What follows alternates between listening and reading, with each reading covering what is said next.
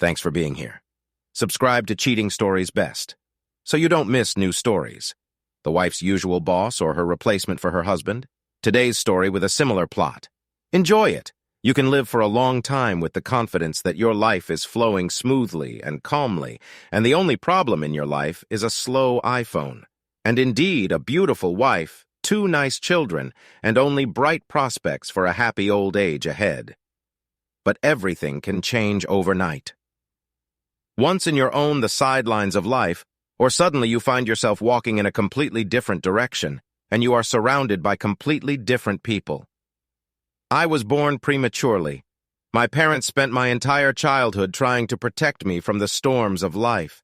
I walked outside with the boys, always under the supervision of one of them or my grandmother. My coming home at odd hours was a tragedy of universal proportions. The boys in the yard are always good psychologists. They have a keen sense of human nature and react to it accordingly. Oh, they really felt my nature. I was bullied by everybody, even the girls. It got to the point where I was afraid to go out. Right outside the doorway, I was met by an aggressive crowd of peers, and the educational work began. I would come home covered in bruises and bruises. My parents couldn't do anything about it.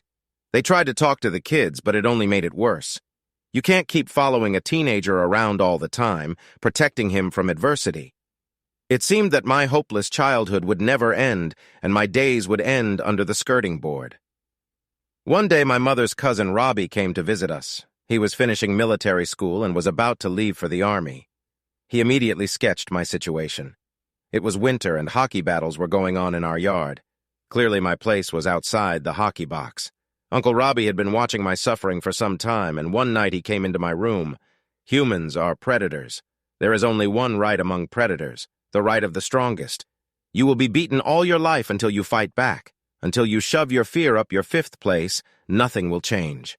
A man is all about honor. You don't have it now, but there's a chance to get it back. Don't be afraid of pain, blood, and snot. Gather your will into a fist and fight back with dignity. Let you lose, but your honor will not suffer. Robbie stroked my head, lit a cigarette, and left the room. 2 days later, I was accepted into the hockey team. One of the boys got sick, and I was assigned to replace him. The game was in full swing, where a 3-man offense rolled out to the goal. I gave an accurate pass to my teammate on the stick, but he missed. His couldn't put the game to bed in a tense situation.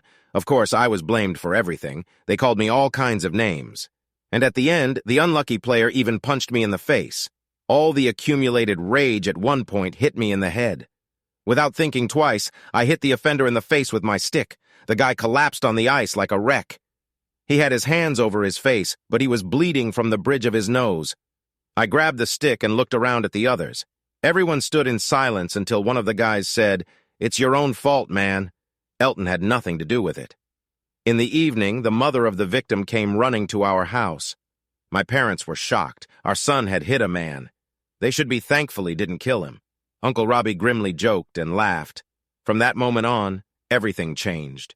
No one called me names or harassed me anymore. I was accepted into the pack. Like everyone else in my childhood, I went to different sections. I learned a little music, played hockey. Uncle Robbie was already in the army. During one of his visits, he took me to the martial arts section. You're unlikely to become a great athlete, but you'll learn to protect yourself and your girlfriend. That was the last time I ever saw him. 6 months later, he was killed in one of the hot spots. My first irreplaceable loss. Classes in the section taught me self-control. I'm not talking about the skills I learned. Strange as it may seem, I was making progress. I was already competing in national competitions. But that was not my goal. I went to a technical university and 5 years later became a mechanical engineer, but I never went into production. I was attracted to the Army service. Robbie's stories did their job and changed my life. In my 3rd year at uni, I met Sophie, an ordinary girl from an ordinary family, a natural blonde with brown eyes. She was friends with my classmate by then and was going to marry him. There was not a spark between us, but lightning. She broke off the engagement with her boyfriend despite the entreaties of her family and friends. 6 months later, we were married. A year later, twins were born, a boy and a girl, Robbie and Masha. I adapted quickly in the Army. I went to a lot of hot spots. I even went to Africa. I was sent as an instructor to an African country. My job was to train their soldiers in artillery. I was an instructor in a mortar battery. That's how I served for 6 months. One day in my way back from training, I broke the main rule not to drink water from local springs. But it was hot and I couldn't help myself. As a result, I got hepatitis and was sent back to the home country for treatment. I was hospitalized for about a month. Hepatitis is a sticky thing. My liver was the first thing that got hurt. When I was discharged from the hospital, the doctor said I was lucky, but there could be problems in the future. He didn't say what kind, but a year later I was wounded rather seriously. Further service was out of the question. I retired from the reserve with the rank of captain and started adapting to civilian life. I must say that my wife was always there for me. Well, except for Africa, of course. She never left me for a single day.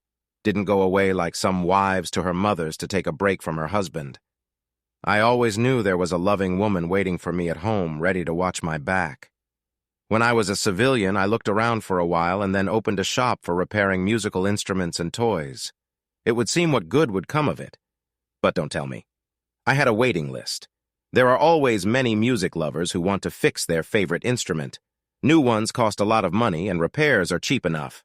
After 2 years, the shop turned into a company and, in addition to repair, began making exclusive guitars and luxury toys.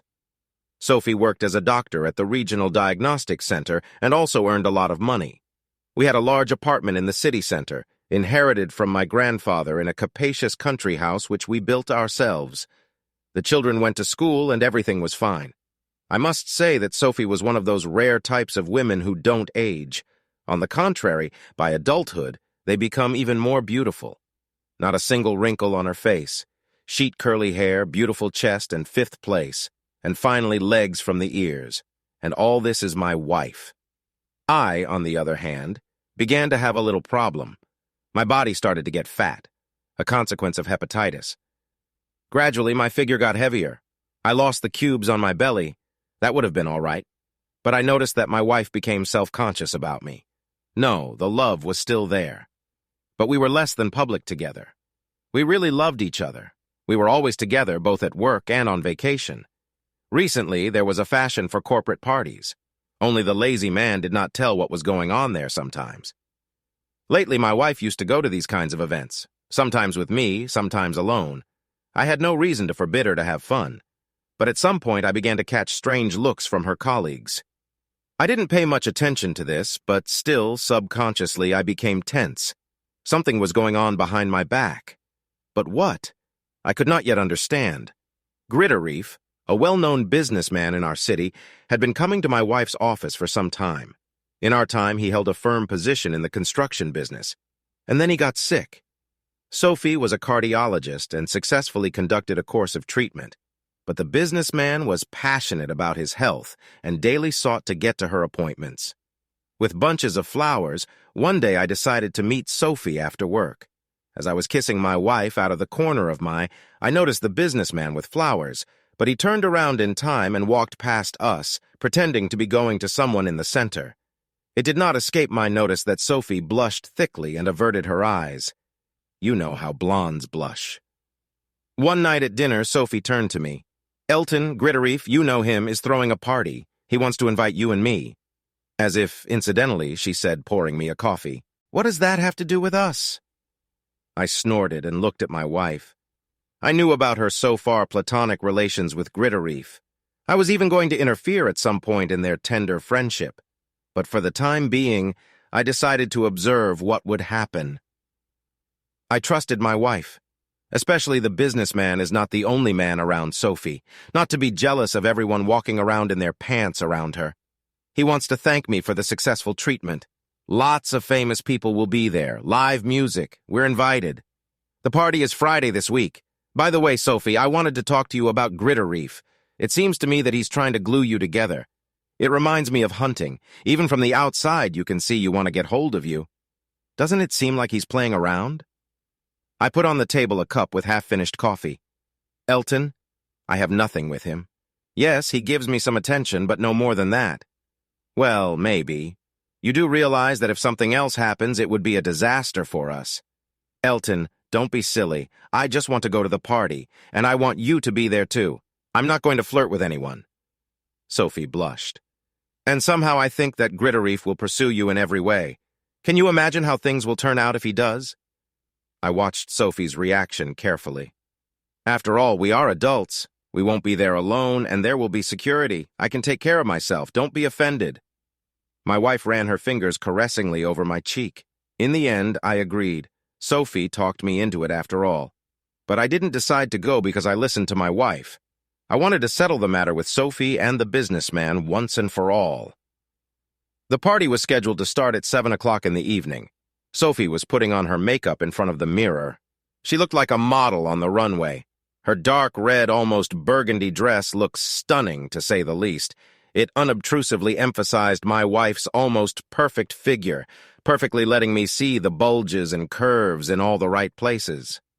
I do not know why. It upset me. Some bad feeling did not leave me all these days. I dressed simply. Black loose pants, a white shirt, and a velour jacket. I thought for a long time about what to wear on my feet and settled on black leather shoes with pointed toes. Maybe not too fashionable, but functional. Sophie hugged me and kissed me on the lips. "Do you think I look good?" I answered glumly. "You look amazing. You know it yourself." I only wondered one thing. For whom are you so dressed up? For you, my love? Only for you. Listen, let's not go. To hell with this party. We'll have a great time at home. I was grasping at straws to postpone the inevitable disaster. "Honey, we had a deal." Sophie pouted. "You look great too, by the way." I looked at my wife and took her in my arms. She took my hands from her shoulders and reproachfully looked at me. "Elton, you'll wrinkle the dress." I realized that in her mind she had long been at the party. For a moment I thought I was saying goodbye to my wife. I took her by the arm and walked her to the door. Sophie was walking down to the car when, without changing my body position, I flipped the light switch with my left foot right above my head. Emotions vanished into thin air in an instant. I was ready. We arrived almost on time. The gate was open and we drove freely to the parking lot in front of the house. The valet ran up to us, but I didn't trust him with my car. Then he just showed me the empty spaces. I didn't hesitate and took the last one to be able to freely leave the garage if necessary. I did everything on automatic. My subconscious mind and my still not quite lost army skills worked for me. I gave the valet money and asked him not to force my car, leaving a free pass. Sophie looked at my maneuvers with surprise and concern. "What's all this for? It's like you're getting ready for something bad." "Relax, my love. Everything will be fine." But I didn't care what she said. I just shrugged it off. "It's just a little precaution. We'll see how things work out," I answered vaguely. "The most important thing is that this party is not the end of our marriage." The wife suddenly turned pale. It seemed to me that she knows something ready for something. But what? Damn, it's getting bad before it starts, but maybe all is not lost yet. We walked to the front door and up the marble steps. Just before the door, Sophie turned to me. "Elton, let's have fun today. Neither you nor I want any trouble. Let's relax and enjoy nice company and good music." The door swung open and the young man asked for our last names. I said our names. He looked at the guest list for a while and then uttered, "Sophie Vickers in a companion." He looked at me and I saw a sneer in his eyes. "Two people come on in, gentlemen. Have a nice evening." I looked at my wife in surprise. With a companion, like a free supplement, cold rage stirred in my stomach. Sophie looked at me strangely and squeezed my palm reassuringly. As we passed, I saw, out of the corner of my eye, a contemptuous smirk on the lips of the guard. At the entrance to the hall, we were met by Mr. Grittery himself. Beside him stood a young woman in a very short lettuce dress. Her short-cropped black hair beautifully framed her swarthy face. She smelled of expensive perfume. The owner kissed my wife's hand. "You are a miracle worker. I just have no words." This man turned to me. "You're Elton. I've heard a lot about you. Nice to meet you." "For you," he smiled at Sophie. "I'm just Boris." He held out his hand for me to shake. I took it. He started to squeeze it. I responded in kind, looking into his eyes. I could see that he was already in pain, and he was trying his best not to show it. Okay, that was enough for the first time. I unclenched my palm. There was a long pause. Then, just Boris smiled and said, "Come on in, friends. Make yourselves at home. Meet our other guests." He did not introduce his companion to us. A lot of people had already gathered, a few sportsmen and their wives, a couple of actors from the regional theater, and just a few nice-looking women. There was also someone from the mayor's office. I didn't know the rest, and to be honest, I didn't want to know them. I was worried about something else entirely. Sophie kissed me on the cheek and ran to powder her nose. I wandered around, trying to stay close to the buffet table. I grabbed a glass of soda and took a sip, slowly looking around the room to drink this evening I wasn't going to. I saw Sophie appear in the hall. Boris just walked up to her and took her by the elbow.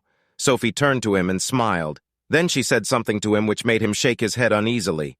Gritterive looked round, saw his companion, and waved her off. Someone put their hand on my shoulder. I turned around. The friend of the owner with a cute smile looking at me. "My name is Stella. Bring me some champagne." She really was a beauty. Not as beautiful as Sophie, but still. I took a flute from the table and gave it to the girl. "You're amazing. Frankly, I was not up to flirting today, so I just blurted out the first thing that came to mind. It was bad timing when she came up to me. Wait. I remembered Boris waving at her. Okay, I get it. This girl seemed to be reserved for me so that I wouldn't get in the way that night. We had a little talk with the girl. Nothing about just some nonsense. She was staring at me, keeping her gaze fixed on me, clearly letting me know she was willing to do more than just talk. Pure lust. I continued to watch my wife over her shoulder. Sophie and the host were dancing. 2 quick dances and they went to the bar. Another unfamiliar couple approached. Sophie was having a good time. She had completely forgotten that she had come here with her husband. "I see you can't take your eyes off your wife. Stella Grinda. Don't worry about her. She has a very busy evening ahead of her, and Boris won't let her get bored. Look at me. I am your consolation prize tonight." I wasn't surprised. I just looked at the woman with a cold, serpentine stare. She even shivered. She didn't seem to care about love. I figured it out. Probably not tonight. She stepped away from me quickly and was out of sight. I glanced at Sophie again. She was dancing enthusiastically with just Boris. A slow dance. The dance floor was almost empty with only 2 couples on it. A small bandstand was occupied by musicians. An unfamiliar couple was making out. My wife and the businessman were doing it in a less obvious way. He whispered something in her ear and she tried to get close to him. It was obvious that Sophie was sinking more and more into love nirvana. Finally, she let Boris wrap his arms around her 5th place and pull her close. He kissed her openly without hiding. I could see Sophie didn't know what she was doing. I knew it was time to intervene. I went out onto the dance floor. Out of the corner of my eye, saw 2 intimidating-looking guards move away from the opposite wall. I patted the voluptuary on the shoulder. "A change of suitor." The master answered irritably, not letting my wife out of his embrace. "Piss off, you stooge. Sophie is mine today." "Uncle, you're not confused. She's my wife, so you get lost." Boris, holding Sophie's hand, waved to his bulls. They slowly approached. I looked at my wife. She made no attempt to throw away her bow's hand. "You set me up. We're going to leave now. If you stay here, there's no going back." Suddenly, it was easy for me. I no longer had any doubts about what would happen next. My rage had to be unleashed on someone. "Elton, my love, it's only one night. After all, you wouldn't leave me because of one night. Sophie was almost crying. "You want to sleep with that man so badly that you're willing to give a damn about me." I almost screamed. The music stopped and my words rang out across the room. The owner could see I was furious. He realized it was time to quiet the stubborn stooge who didn't want to give up his wife to be slaughtered by the alpha male. He waved his hand carelessly in the direction of the bodyguards. "Elton, you could have had a great time with Stella, and so could I. I do not understand why you did not agree. You liked her, didn't you?" Sophie almost cried. "Of course she did. The jealous husband ruined the whole evening. Get that cuckold out of here." Mal, Grigoriev was no longer hiding his rage. They came at me, coming in from 2 sides. I waited, keeping my eyes on my wife. The bodyguards grabbed me, trying to wring my hands. Sophie covered her mouth with her palm and just stared without moving. Then she had behind Grigoriev's back. It seems that she no longer considered me for a husband. I hit the left bull with my heel on the leg, then sharply turned around, wrenched my left hand, and hit the second one in the Adam's apple with my knuckles. Then I did the same to the first. They collapsed like dead trees, with a distinctive sound, their heads hitting the dance floor. There was nothing holding me back now. Everything was clear. I didn't have a wife anymore. Boris swung at me, but I caught fear in his eyes. I took a step in his direction and smiled, predatory. I kicked him in the balls with the toe of my boot and then jumped up and kicked him in the jaw with my heel. The businessman went down faster than his bulls. It all happened so fast that no one realized anything. Boris just tried to get up, shaking his head. I took a step toward him, clenching my fists. So if I suddenly shouted, "Elton, no, you're going to kill him," someone shouted, "Call the police!" I watched as my wife tried to support her beau. "You animal, how could you?" With anger, she couldn't find the right words. "I'm leaving. Are you with me?" I spoke slowly. "Get out. You disgust me." That's what I had to prove. I looked once more at the battlefield, and without looking at my wife, I left the house at a brisk pace. No one held me back. I went out to the parking lot. It was already dark. I leaned tiredly into the driver's seat and turned the ignition key. The engine started instantly, rumbling like a big, well-fed cat. I carefully drove out of the parking lot, slowing down for a moment as if I expected to see a repentant sofa in the rearview mirror. Then I gently pressed the gas and slowly rolled out of the open gate. One thing I was sure of after I kicked him in the balls, the idiot was unlikely to have anything with my wife. Before I pulled over to the highway, I pulled out my cell phone and dialed a familiar number. They picked up the phone almost immediately, as if they were waiting impatiently for my call. "How did it go?" calmly asked my companion. "A little worse than I thought it would be." I opened the glove compartment and took out a full pack of cigarettes. "I hope you did not go too far." I heard a chuckle on the phone. "No, it's cool." I flicked my lighter. "Need any help?" "I don't know yet. Keep in touch." I hung up. In a minute, my car was racing toward town. I decided to spend the night in the city apartment. It paid me to go back to the place where it all began. There were paintings on all the walls, even in the kitchen. Landscapes, portraits, still lives, genre scenes. I didn't know the names of the artists. My grandfather was fond of painting and only knew which artists had left their mark on his apartment. This apartment smelled like my childhood. I often visited my grandfather and stayed with him overnight. It smelled like cigars and the smoke from a lit fireplace. Here, in the old house, I wanted to wait out some time and reflect on what had happened. I lit the fireplace, even though it was early autumn and warm enough. But I wanted at least for a minute to bring back my childhood, to touch the time that had passed, to turn back the withered leaves. I poured myself half a glass of Irish whiskey and sat down in my grandfather's chair, stretching my legs toward the fire. I didn't notice how I dozed off. The doorbell woke me up. It's 3 a.m. Without throwing off the plaid from my shoulders and losing my slippers on the way, I went to the door. I opened it and saw Sophia. I looked at her. She was staring at me. Tears were rolling from her inflamed eyes. She looked awful, no better than I did. "Elton, I knew you were here. In all my life, I had never screwed up so badly. I'm sorry, it won't happen again, never again. I don't want to lose you." She sobbed and put her head down. "We had nothing. I left after Gritarive was taken away by ambulance." I shrugged my shoulders. Well, at least one good news. Sophia. Well, what did you think would happen when you decided to let that idiot have a night with you?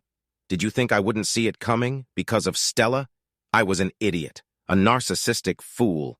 Tell me, did you and Gritarive set this whole thing up? Did you know beforehand what was going to happen at the party?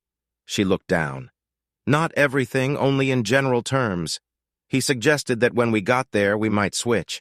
But I thought I would say no, and that would be the end of it. But you didn't say no. You said yes. I thought you were going to stay with Stella. I saw the way she looked at you. It was one night. What about after that? Did you really think we would have gone on as before, when I would have known that you were messing around with another man? When we both would have known about it? How could I trust you now? We continued to stand in the entryway. I didn't invite her into the apartment. I can understand why you thought Stella would come for me that night, but why did you think this creep would be better than me? She was silent. She had no answers to my questions. So far, go away, just go away. I don't have a wife anymore. You cynically betrayed me. There with your lover. He is not my lover. He is. I did not let her finish, closing the door silently. She stood on the landing for a while, and then I heard the clatter of her heels. A few minutes later, I heard the sound of a car pulling away. On Tuesday, an older, imposing man walked into my office. Mr. Elton Vickers? He wagged his chin imposingly, scrutinizing me through his tinted glasses. Yes. To whom do I have the honor? Dombrowski Aristarch, Mr. Grittery's lawyer. The man tilted his head. Shall I sit down? To what do I owe the honor? I took out a cigar and defiantly began to cut the tip. Mr. Grittery even tends to sue you for financial compensation for the injuries you inflicted last Friday evening. I wonder where Grittery found that creep. He should be a doorman in a brothel, not a lawyer. And what's stopping Mr. Grittery from doing that? I lit a long match and began to smoke my cigar. The unexpected guest remasked. Before he puts you behind bars and destroys your business, Mr. Grittery wants to make you an offer. I was silent, concentratingly blowing rings of smoke. Mr. Grittery agrees to forget about the conflict if your wife spends this weekend with him at his estate. The lawyer even blushed at such an offer. Even that jerk in a blue suit knew that no normal man would ever go for that. And why did you come to me? Go to my ex-wife and make arrangements with her? After all, after the last party, it's her problem. It's not like your boss is asking me to spend the night with him. I clamped my cigar in my teeth and stood up, showing that we had nothing more to talk about. The lawyer stood up and silently left my office. I looked at myself in the mirror. With the cigar in his teeth, well, just like Schwarzenegger, only a little fat. I sat in silence for a while, then took out my cell phone. One day later, an old car stopped in front of Grittery's businessman's mansion. Two guys in orange uniforms walked to the gate. Gas emergency. There's a big leak in your village. We're checking all the houses, said the guard to the taller one. The guard spoke on the phone for a while, then said, Go ahead and open the gate. Accompanied by two muzzle loaders, the gasman went down to the basement of the gas boiler. One of the repairmen stuck his hand in his pocket and opened a small can. There was a noticeable odor of gas.